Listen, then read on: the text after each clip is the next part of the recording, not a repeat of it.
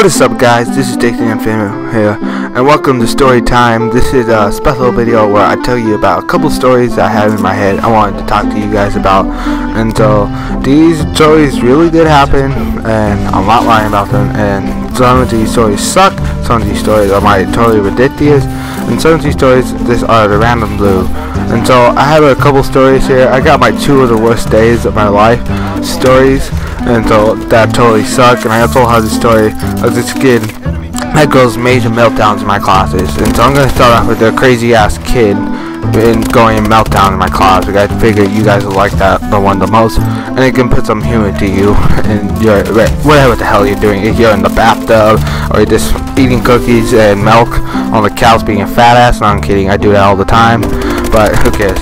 So the first story, I've been in special ed for a long time, and I knew this kid. He had a twin, and I'm not gonna say his name, but they were pretty kind of dumb, but I'm gonna say that. But they would make no sense sometimes, and I was fine. I used to be friends with them, but then they kind of got crazy for a while. They used to grow tantrums, but this was in elementary, so like, we all might have major meltdowns. Before my first years at elementary, I used to cry a lot, but I don't know, my teacher was a bitch in elementary, but she was kind of not fair to me, and I'll tell you that story for a later day. But then, this guy, he had some problems, but he would go major meltdown and grow. One time he grew a desk across the room because he was really pissed off at my teacher because he didn't have enough money for a store to buy a toy that was from the 99-cent store that he could have gone to in his own time to buy it.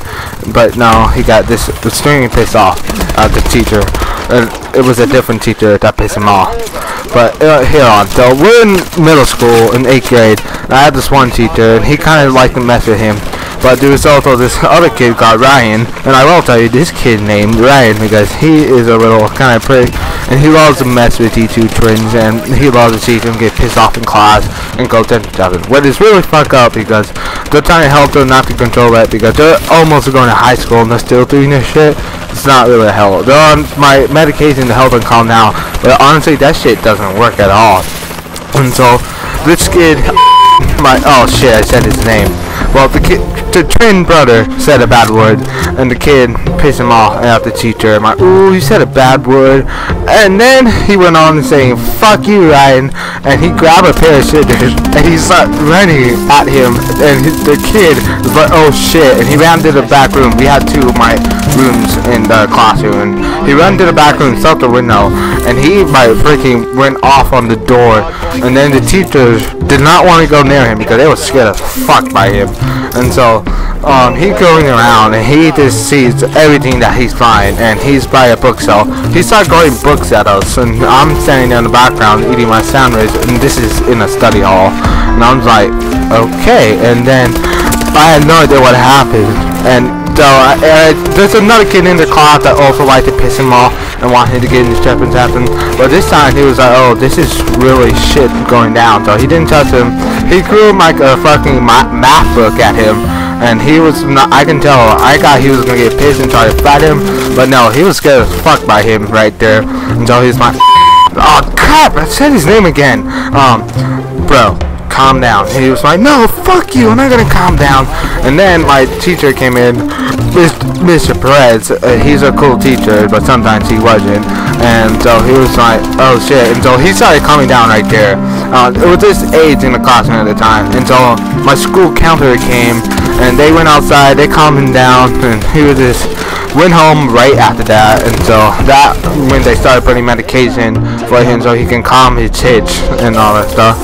And so it happened a couple other times. I happened to piss him off one time in science, but I don't know, he was being really irritating during class, and he flipped me off, and so I had to tell him, teacher, he flipped me off, and he started crying right there because people were laughing at him. And I was like, oh shit, I'm a really fucking asshole, why did I have to do this? And you guys probably gonna hate me that from now on. And so he was like, no, fuck you, he yelled at the kid, and then he went outside and kicked the door open, and my teacher was like, what the hell? And that guy was really felt bad about that, so I decided I'm not gonna fuck with you guys no more. But I really end up hating these 2 freaking pricks by the end of the year, and I'm so glad I wasn't able to see them no more. And I said, I'm so happy I don't get to see you fucking ugly asshole no more. And it was pretty stupid. I was in my early mature days. And so I have another story, and it's another freaking, it's a pretty bad story. But it's me and my younger sister. Me and my sisters have past parts that me and her don't get that along that much, or we do, but when we are friends, yeah, we're just chilly, and I accidentally end up hurting her. This happens sometimes. I remember I broke her nose kind of 100 times. I'm kind of like a sister abuser, but she's freaking mean as hell too. She done some fuck up shit to me, so don't worry, this is not that intentionally mean. And sometimes when I hurt her by accident, it's like, oh my god. Sometimes those are the most severe ones, my serious injuries I give to her.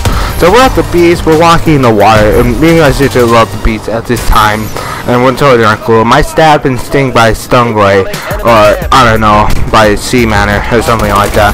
Stingray, I think it was, and it was pretty bad at one time. But me and my sister were walking around the beach, and we were having fun pushing each other until I pushed her, and she steps on something, and then she screams as loud as she can. And I was like, oh, what was she being? Did she step on a rock, a broken shell? And she lifted her leg up, and it's fucking bleeding as hell. And I was like, oh crap! And I think I know where it is because I think my dad been stung by a stingray before. And so I run back to the water, and she tried to get us back, but I come back and help her out of the water. I'm like, Mom, I think she's been hit by a stingray, and she was like, Bert was hardly able. So we were like the farthest post away from the lifeguard station, so that really stuck right there. So we have to walk all the way. We were running actually.